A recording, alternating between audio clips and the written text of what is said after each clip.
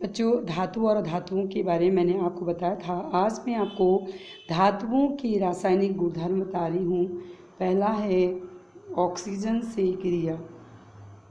Oxygen से क्रिया किसकी? धातुओं की क्रिया।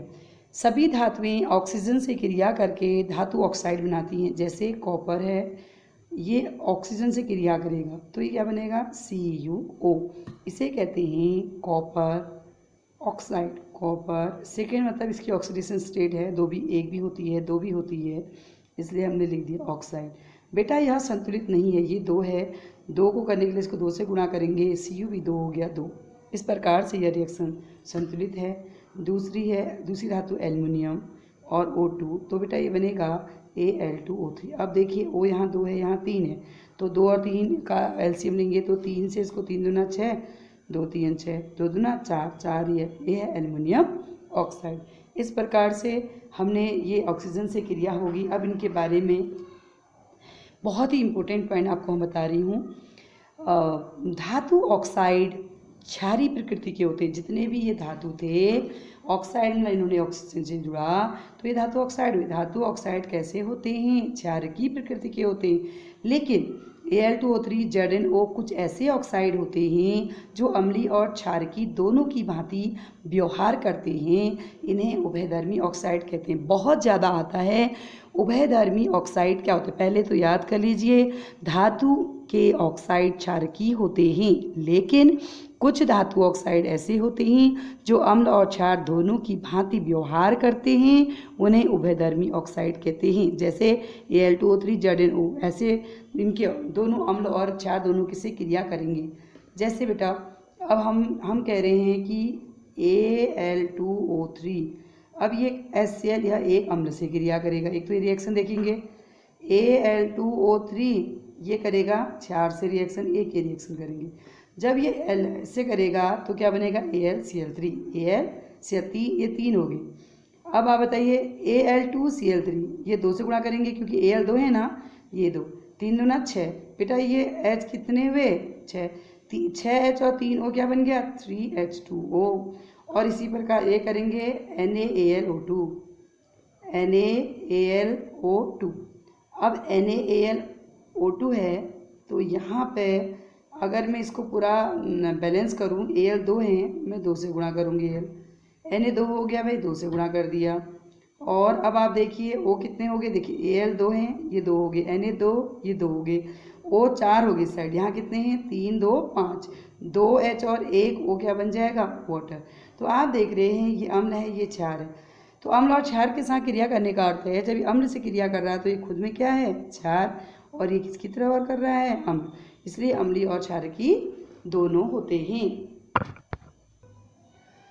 बच्चों, अधिकांश धातु के ऑक्साइड जल में घुलनशील हैं, लेकिन कुछ जल में घुलकर क्षार प्रदान करते हैं। जैसे Na2O सोडियम ऑक्साइड और K2O पोटेशियम ऑक्साइड दोनों ही जल में घुलकर क्षार बनाते हैं। सोडियम और पोटेशियम को हमेशा मिट्टी के तेल में डुबोकर रखा जाता है।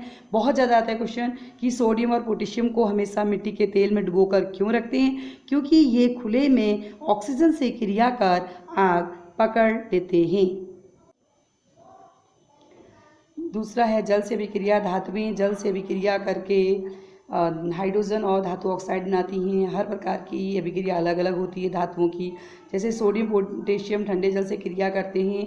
यह अभिक्रिया बहुत तेज और ऊष्माक्षेपी होती है, इससे हाइड्रोजन गैस निकलती है।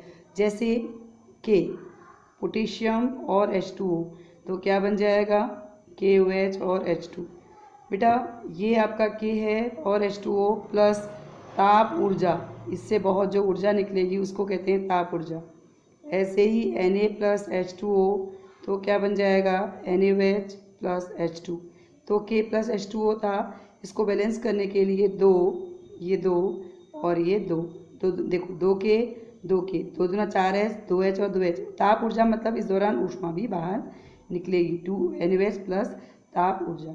लेकिन अगर मैं इसी के साथ कैल्शियम लूँगी, तो कैल्शियम बेटा जल के साथ बहुत ही धीमे क्रिया करता है और यहाँ पर CaOH का होल ट्वाइस बनाएगा। देखिए O दो हो गए, दो से गुणा करा और H2, लेकिन किसी भी प्रकार की ऊर्जा बाहर नहीं निकलती है इसमें।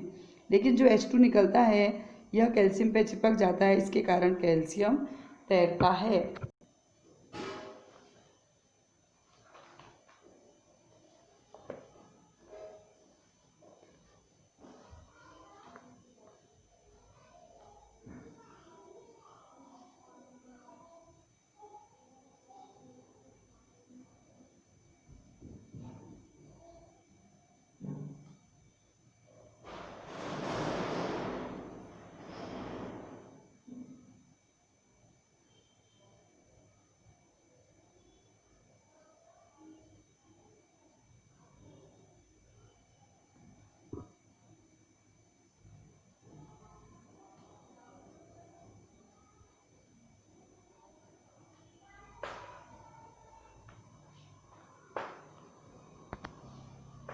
इसी प्रकार से अगली तीसरी रिएक्शन है धातु की अम्ल से क्रिया। जैसे मैग्नीशियम धातु की अम्ल HCl से क्रिया की तो ये बनता है बेटा MgCl2।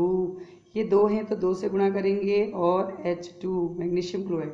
Zn की HCl से कम तीव्र, ये बहुत तेज होगी, ये धीरे होगी थोड़ी। ZnCl2 ये 2 फिर H2। इसी प्रकार से Fe की HCl से क्रिया करेंगे तो बहुत ही धीमे होती है FeCl2 प्लस H2। इस प्रकार से आपने यहाँ बच्चों धातुएं जो होती हैं HNO3 से क्रिया तो करती हैं लेकिन H नहीं निकालती हैं। इसी प्रकार से Mg और Zn जो होता है हल्के HNO3 से क्रिया कर H2 निकाल सकते हैं। अगला है दूसरे धातु लवणों के घोल से प्रतिक्रिया। जैसे CuSO4 का एक सॉल्यूशन है और उसमें Fe डाल दिया तो Fe क्या करता है, Cu को हटा देता है। तो Fe Cu को हटा देगा तो FeSO4 और Cu बन जाएगा।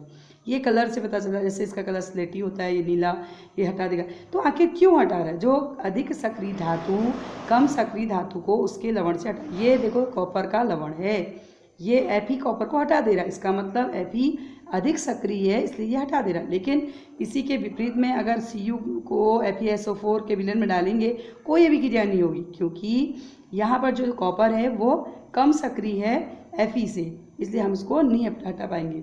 बेटा एक सक्रियता श्रेणी है। सक्रियता श्रेणी वह सूची है जिसमें धातुओं को उसकी क्रियाशीलता के आरोही क्रम में व्यवस्थित किया गया। वो सबसे ज़्यादा क्रियाशील को पहले रखा गया। ऐसे एक श्रेणी बनाई गई है जिसे सक्रियता श्रेणी कहते हैं।